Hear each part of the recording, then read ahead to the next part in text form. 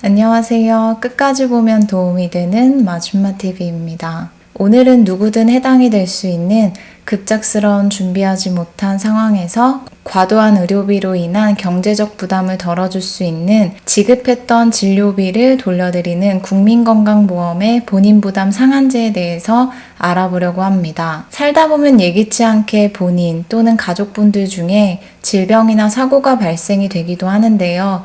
이럴 때 부담하기 어려울 정도의 진료비가 발생될 경우 치료비에 대한 부담감을 가지고 치료 과정 내내 힘든 마음으로 지내시는 분들이 계실 텐데요.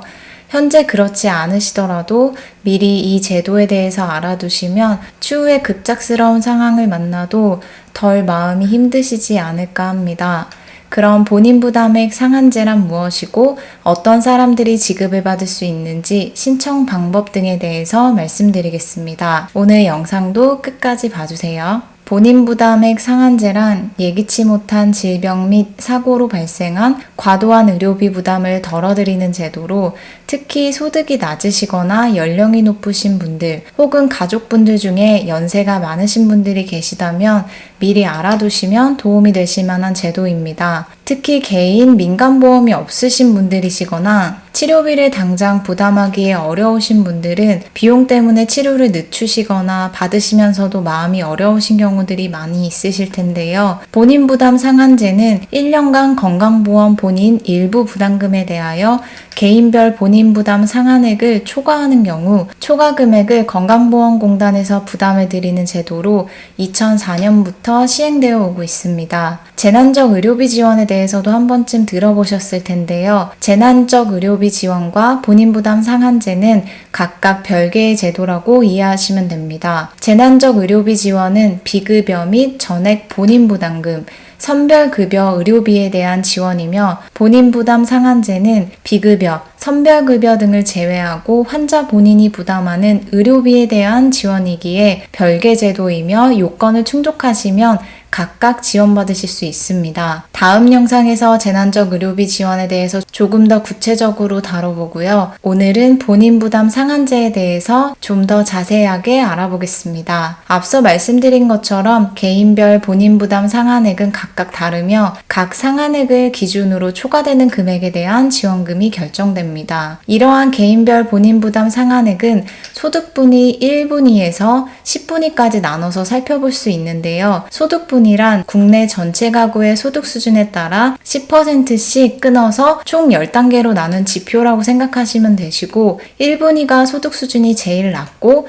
숫자가 커질수록 소득 수준이 높아집니다. 상한액이 적용되는 기간은 진료일 기준 2020년 1월 1일에서 2020년 12월 31일이며 2020년 기준 각 분위별 본인 부담 상한액은 1분위 81만원, 2, 3분위 101만원, 4, 5분위 152만원, 6, 7분위 281만원, 8분위 351만원, 9분위 431만원, 10분위 582만원입니다. 요양병원 120일 초과 입원은 1분위 125만원, 2, 3분위 157만원, 4, 5분위 211만원입니다. 이렇게 본인 부담 상한액을 초과한 1년간 진료비와 본인 부담금을 모두 지급받으실 수 있는 것은 아닙니다. 임플란트, 2, 3인실 입원료, 추나요법 등은 제외되며 앞서 말씀드린 것처럼 전액 본인 부담금, 비급여 및 선별급여도 지급금액에서 제외되기에 생각하셨던 지급금액과 실제로 지급되는 금액은 차이가 날 수 있습니다. 따라서 추후에 초과 금액에 대한 신청 후 지급을 받으신 후에야 정확한 금액을 확인하실 수 있으실 거예요. 그럼 이러한 본인 부담 상한액을 초과하는 의료비를 어떻게 지급받을 수 있는지 궁금하실 텐데요. 사전급여와 사후환급 두 가지가 있습니다. 사전급여는 동일한 요양기관에서 연간 입원 본인 부담액이 최고 상한액을 초과할 경우 초과되는 금액은 요양기관이 환자에게 받지 않고 건강보험공단에 직접 청구하여 지급받는 방식입니다. 2020년 1월 이전에는 같은 요양병원에서 환자가 본인 일부 부담금 최고 상한액을 초과한 경우 환자는 최고 상한액까지만 부담하고 초과 금액은 요양기관이 건강보험공단에 청구하여 지급을 받았었는데 이러한 본인 부담 상한제를 이용해서 사전의 의료비 할인 및 연간 약정 등을 하는 일부 요양병원들로 인해 이 부분이 2020년 1월 이후에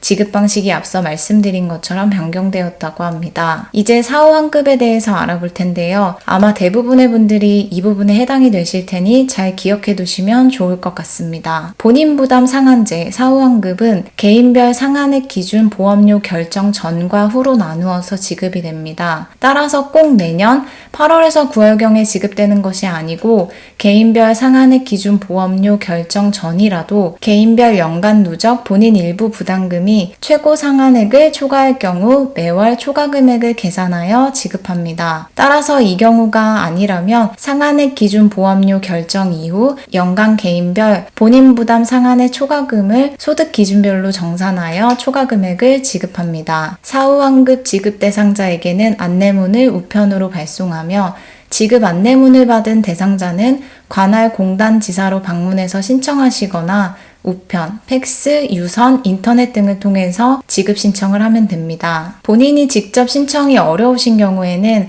가족 또는 제3자도 대리 신청이 가능하며 본인 신청이 아닌 경우에는 준비하셔야 하는 구비 서류들이 조금 더 많습니다. 본인이 직접 신청할 경우에는 지급 신청서만 준비하시면 되시고 배우자, 부모, 조부모, 자녀, 손인, 가족이 신청 시에는 지급 신청서, 위임장, 가족관계증명서, 위임자 및 위임받은 사람의 신분증 사본을 준비하시면 됩니다. 추가적으로 궁금하신 부분들은 거주지 건강보험공단 각 지사 또는 국민건강보험공단 고객상담센터 1577-1000번을 통해서 문의하실 수 있습니다. 오늘 알아본 건강보험 본인부담 상한액 초과금 지급 제도에 대해서 처음 들어보신 분들도 계실 테고 혹시 이전에 초과금 지급을 받으셨으나 그게 이 제도였는지에 대해서 오늘 영상을 통해서 알게 되신 분들도 계실 것 같습니다.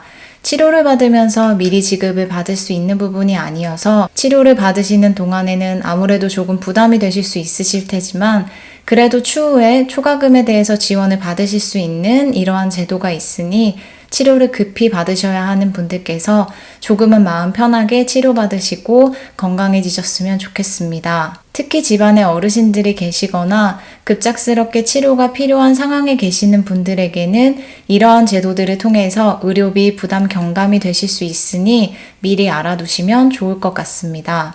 19년도 본인 부담액 초과 금액에 대해서는 국민건강보험공단에서 환급 대상자에게 지난 9월 3일부터 지급 신청 안내문을 순차적으로 발송했다고 하는데요. 혹시라도 해당 안내문을 받으신 분들 중에 아직 신청을 하지 않으셔서 지급을 받지 못하시는 분들이 계시지 않으셨으면 좋겠습니다. 오늘 영상도 끝까지 봐주셔서 정말 감사하고요. 해당 내용을 준비하면서 혹시라도 구독자분들 중에 치료를 받고 계신 분들이 계시면 힘내셔서 잘 받으시고 더 건강해지셨으면 하는 마음이 드는 것 같습니다. 남은 한 해도 더욱 건강하셨으면 좋겠습니다. 구독과 좋아요, 알림 설정도 꼭 부탁드리고요. 건강하세요. 감사합니다.